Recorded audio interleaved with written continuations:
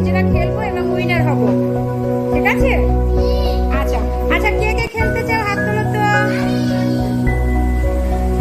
প্রথমে দুজন খেলবে, প্রথমে দুজন খেলবে, ঠিক আছে?